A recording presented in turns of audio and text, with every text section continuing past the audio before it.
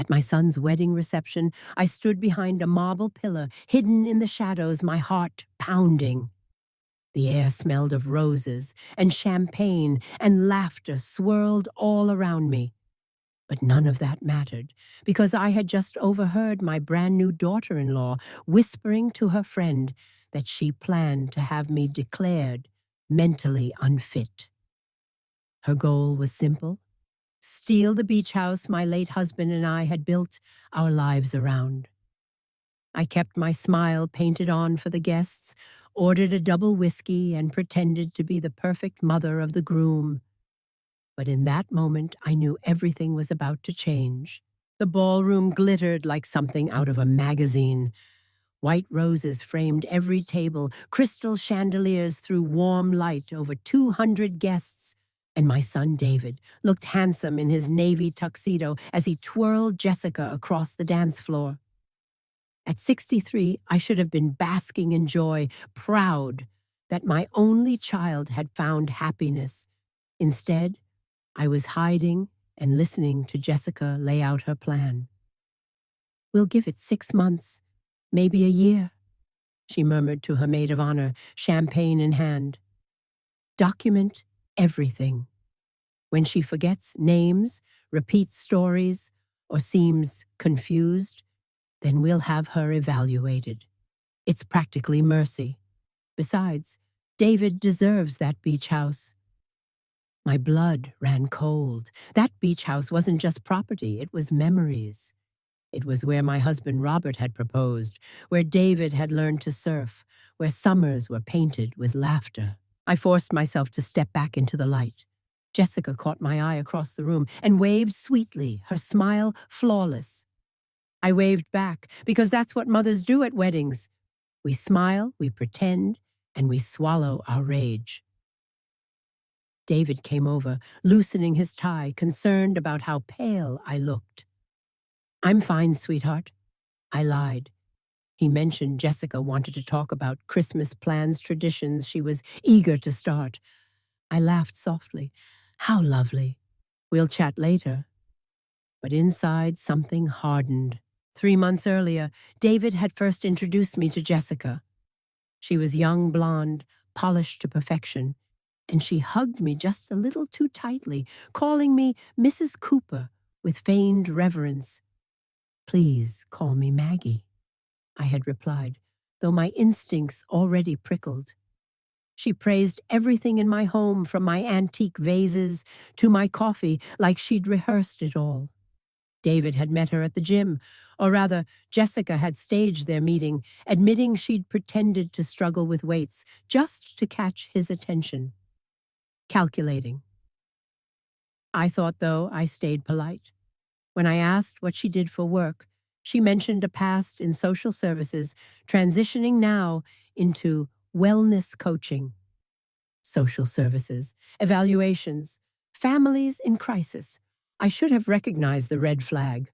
Within weeks, Jessica was a constant presence. She showed up uninvited, rearranged my kitchen, and offered unsolicited advice on everything from my garden to my finances. She suggested maybe David could help with my investments, planting seeds of doubt about my independence. She sighed about how lonely I must be in my house. And David, my sweet boy, who used to bring me flowers and call every Sunday, began to change. He became distant, less attentive, echoing Jessica's words about healthy boundaries and not being too dependent on his mother. It was like watching him slip away into someone else's world. Soon, they moved into one of my properties, the Maple Street house I'd purchased as an investment. David assured me it was perfect for building their future together, but when I asked about mortgage payments, his face fell. Jessica suggested a gradual transition, starting with utilities before moving to partial payments. Thoughtful, she called it. Months passed. Bills never came. Payments never started. But a brand new BMW appeared in the driveway. When I confronted David, he insisted Jessica needed reliable transportation for her new business. Meanwhile, he told me I was being controlling about money. Controlling for asking my 32-year-old son to pay his own bills. I swallowed my pride and let it go. Until I didn't. One Friday, I sat in my lawyer's office. "Both properties?" he asked, eyebrows raised. "Both," I answered firmly. "The Maple Street house and the beach house in Monterey." He warned me David would be furious. I didn't care. Jessica had laughed at the idea of locking me away, had toyed with the thought of stealing my memories. I wasn't going to let her. People who bite the hand that feeds them, I told my lawyer, shouldn't be surprised when the feeding stops. The sales were set in motion, discreet and fast. Jessica and David had no idea. For the first time in months, I felt lighter, like I was finally taking back control of my life. I even asked my lawyer to dig into Jessica's past. Something about her polish was too practiced, her concern too sharp. "Maternal instinct," I explained. The call from David came weeks later, panic in his voice. "Mom, we need to talk. The house is being sold. They're giving us 30 days. I arrived at Maple Street calm as ever. "I sold my house," I told him evenly. "Not our house, mine." He stared at me in disbelief. He insisted they had built a life there, that they just needed more time. 6 months, he said, wasn't enough. He waved excuses, wedding costs, business expenses, the cars. "How many cars do 2 people need?" I asked. He couldn't answer. I pulled out the lease he had signed, the one he thought was just a formality. His face drained as he read the clause giving me every right to terminate with notice. Then I delivered the final blow. "The beach house is sold too," I told him, in case Jessica was counting on that for her retirement. His face twisted with shock. I left him standing there in his perfect white and gray living room, Jessica's showroom of lies, and walked away, knowing I had finally taken the first step in fighting back. Jessica was less polite when she called me a week later. Her sweetness was gone, her voice sharp as broken glass. "This situation is unacceptable, Maggie," she snapped. I let her vent, asked casually how she was settling in at her sister's place. That only made her angrier. She accused me of robbing David of his inheritance, of being bitter and cruel. I laughed softly. "David's inheritance will come when I'm gone. Since I'm still here, he gets nothing." That was the first time she dropped the mask completely. "You bitter old woman," she hissed. There, it was the real Jessica. I told her she was wrong. Bitter people complain. I take action. But Jessica wasn't finished. She had a new angle. She claimed David was slipping, forgetting conversations, losing his way to familiar places, becoming confused. She said it was my fault that I was isolating him, manipulating him with money, emotionally abusive. She offered to send referrals to therapists who specialized in elder care and family dysfunction. I hung up with my blood running cold. Jessica was laying the groundwork for something darker, and she was good at it. The ambush came one Tuesday morning in November. I was making coffee when I saw multiple cars pull into my driveway. David's truck, a sedan and a white van. At the door stood David Jessica, a man in a suit and a woman in scrubs. "Mom, we need to talk," David said. The suited man introduced himself as Dr. Franklin from Serenity Springs Mental Health Facility. My family, he explained, had expressed concerns about my well-being. Jessica stepped closer, her voice dripping with concern. "We're here because we love you." David listed my crimes: selling the houses, making impulsive financial decisions, cutting him off.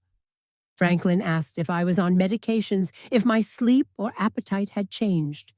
I smiled thinly and said, I ate well, slept fine, and had never felt better.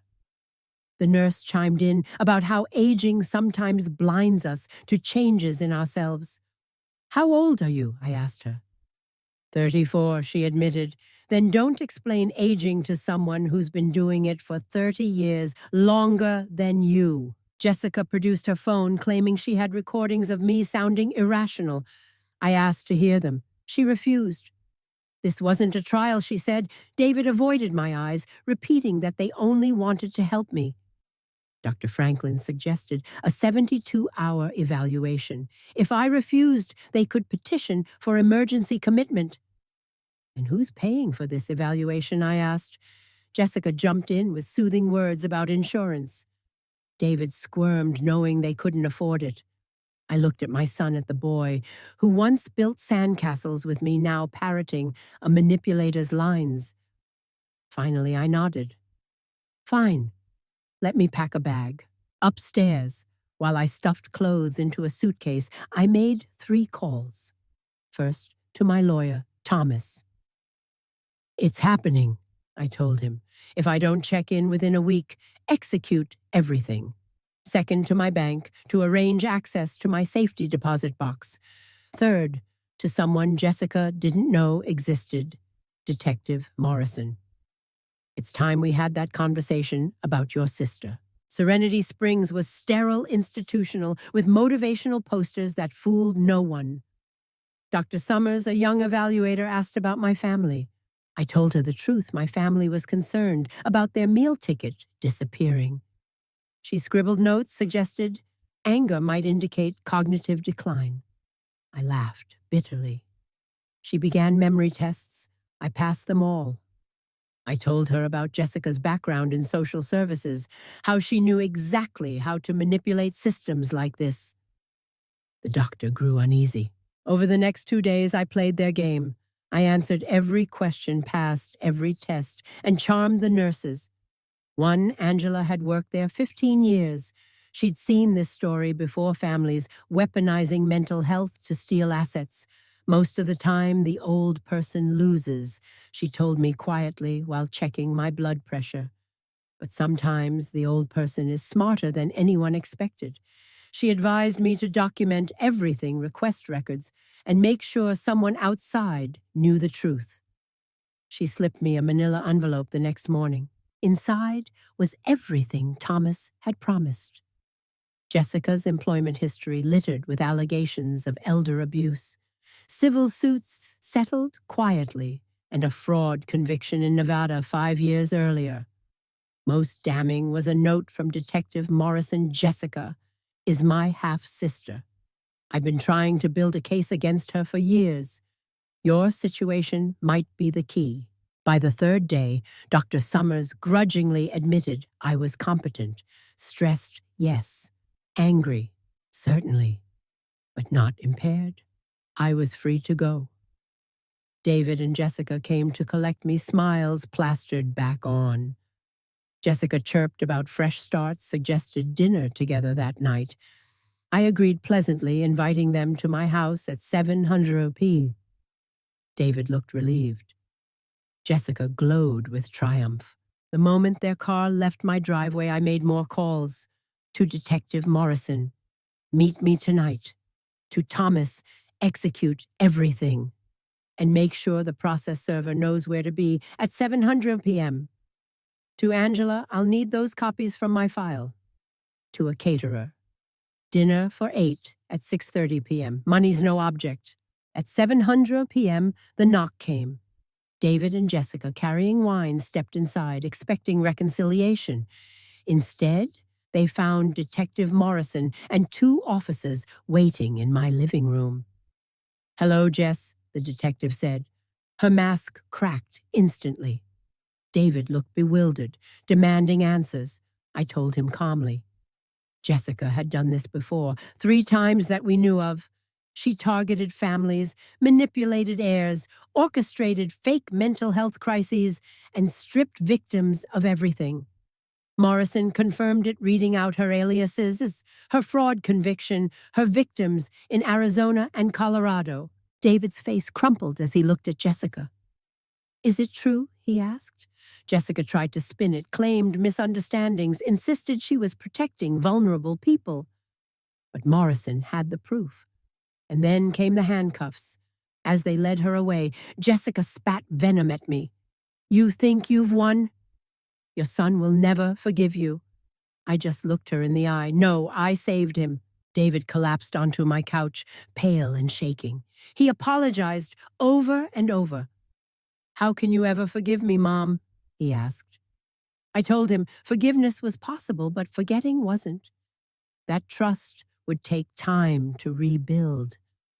And then, for the first time in months, I saw my son again, the boy I'd raised free from her shadow. 6 months later, I sat on the deck of my new beachfront condo, smaller than the house I'd sold, but filled with peace. The sun melted into the horizon, painting the Pacific in gold and pink, and I thought about everything that had happened. Jessica was gone, convicted, sentenced to 5 years in federal prison with restitution to her victims. It should have been longer, Detective Morrison said, but plea deals were the price of justice. At least some of those she'd hurt would see a measure of healing. One man, Harold Brennan, had even been released from the facility she'd tricked him into, finally reunited with his family. Sometimes justice came slowly, but it came. David was trying to rebuild his life. He had a real job now with a salary and insurance and was paying down the credit card debt Jessica had racked up in his name. We met for dinner once a month, tentative but hopeful each meal, a step toward trust. He was learning to stand on his own, to be responsible in ways he'd avoided for years. When he told me he was proud of himself, I told him I was proud of him too, because despite everything, he was still my son. And mothers don't give up. One evening, my phone buzzed with a text. "Mrs. Cooper, this is Sarah Chen. Detective Morrison gave me your number. I think my stepmother might be doing to my father what Jessica did to you. Could we talk?" I stared at the message, then smiled. Of course, I typed back. "When would you like to meet?" My story wasn't just mine anymore. There were others out there, families facing predators disguised as loved ones. People who needed someone to tell them they weren't crazy. They weren't alone. People sometimes asked me if I regretted selling the houses, if I wished I'd been more patient, more forgiving. The answer was no. Selling them saved me, and more than that, it taught me something I should have learned long ago. Being a mother doesn't mean being a doormat. Loving your children doesn't mean enabling their mistakes. And being 63 doesn't mean you're helpless. Jessica thought she'd found an easy target, a lonely widow, desperate to hold on to her son. She was wrong. I was strong, and I was ready to fight back. As the waves crashed against the shore, I raised a glass of wine in a silent toast to mothers who've learned the difference between love and sacrifice, to children who find their way home again, and to second chances, which sometimes arrive disguised as endings. Tomorrow I would meet Sarah and help her protect her father. Next week, I would share dinner with David, continuing the long process of healing. But tonight, I savored the quiet and the certainty that I finally knew who I was and what I was worth. Being a mother means loving unconditionally, but it also means knowing when to stop feeding the hand that bites you. That lesson, hard as it was, had changed everything. Thank you for listening to my story. If it moved you, please like, share, and subscribe, and let me know your thoughts in the comments below. Your voice matters here, and your stories deserve to be heard.